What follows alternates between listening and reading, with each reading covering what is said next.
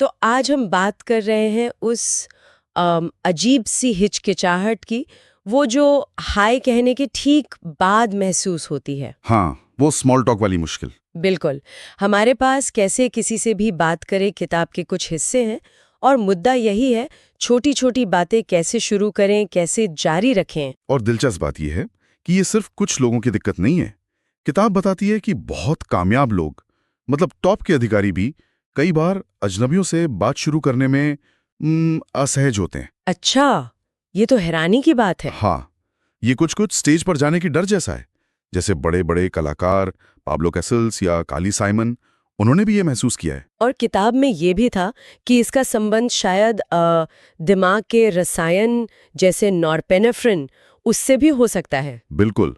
तो ये सिर्फ नर्वसनेस नहीं है, कभी कभी ये शारीरिक भी होता है। तो फिर सवाल ये उठता है कि क्या ये डर बस हमारी बनावट का हिस्सा है, या इसे सीखा जा सकता है? और देखिए, आज हम यही समझने की कोशिश कर रहे हैं। किताब का दावा तो यही है कि अगर सही तकनीक पता हो तो ये झिझक काफी हद तक दूर हो सकती है। एक तरह से तकनीक ही इलाज है। तकनीक। हाँ, और ये तकनीक शुरू होती है पहली छाप से। जैसे कहते हैं ना, first impression is last impression. हाँ। वैसे ही पहले शब्द वो कानों पर तुरंत असर डालते हैं। पता चल जाता है कि आप दोस्ती का हाथ बढ़ा रहे हैं या दूरी बना रहे हैं। चलिए, इसे थोड़ा और समझने के लिए किताब की जो लेखक हैं ली लॉन्डेस, उनके अपने अनुभव पर आते हैं। वो बताती हैं कि बचपन में उन्हें बात करने में बहुत डर लगता था। हाँ, खासकर लड़कों से। हाँ, और उन्होंने एक वाकया बताया है 8वीं क्लास का।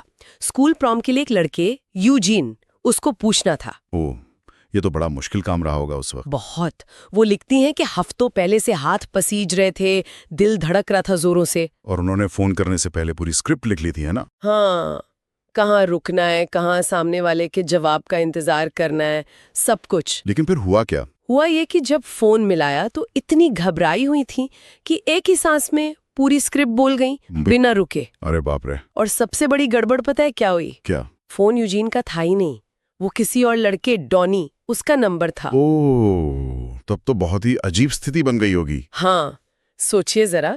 लेकिन यहीं पर वो बातचीत के हुनर वाली बात आती है। अच्छा, डॉनी ने कैसे संभाला? डॉनी ने कमाल कर दिया। उसने बहुत आराम से, बल्कि थोड़े मजाक के साथ स्थिति संभाली।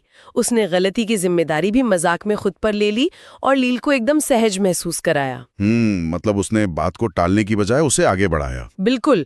उसने ना सिर्फ माहौल हल्का किया, बल्कि धीरे धीरे बातचीत को लील की पसंद नापसंद, उसकी रुचियों की तरफ मोड़ दिया, स्मॉल टॉक से शुरू करके। वाह, ये तो कमाल का उदाहरण है ना? और इसी अनुभव से लील को समझ आया कि ये बातचीत करना ये कोई पैदाइशी गुण नहीं है, ये एक हुनर है जिसे सीखा जा सकता है। और नतीजा क्या निकला इसका? नतीजा, डॉनी उनका पहला बॉयफ्रेंड बना।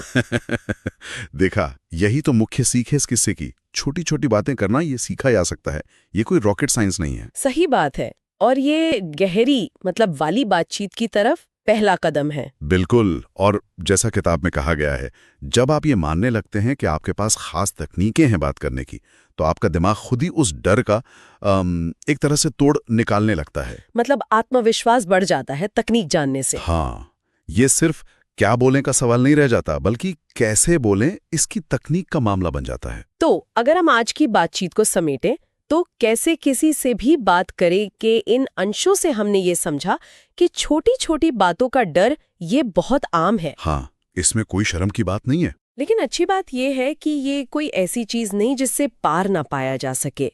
ये एक स्किल है जिसे डेवलप किया जा सकता है। बिल्कुल। डॉनी वाला उदाहरण यही दिखाता है। सही तरीका, सही नजरिया, ये ना सिर्फ डर कम करता है, बल्कि अच्छे रिश्ते बनाने में भी मदद करता है। तो ये सिर्फ ऊपरी गपशप नहीं है। नहीं, बिल्कुल नहीं। ये गहरे जुड़ाव की पहली सीढ़ी हो सकती है। तो इस पूरी चर्चा के बाद एक सवाल मन में आ रहा है, अगली बार जब हम किसी सोशल सिचुएशन में हों, तो क्या बात करूं, इस चिंता में उलझने के बजाय क्या हम बातचीत के स्ट्रक्चर पर, मतलब उसकी बनावट पर ध्यान दे सकते हैं? हाँ, ये एक अच्छा पॉइंट है। और क्या स्मॉल टॉक को सिर्फ बातचीत न समझकर एक तकनीक की तरह देखने से क्या वाकई हमारा नजरिया और हमारा आत्मविश्वास बदल सकता है? सोचने वाली बात है।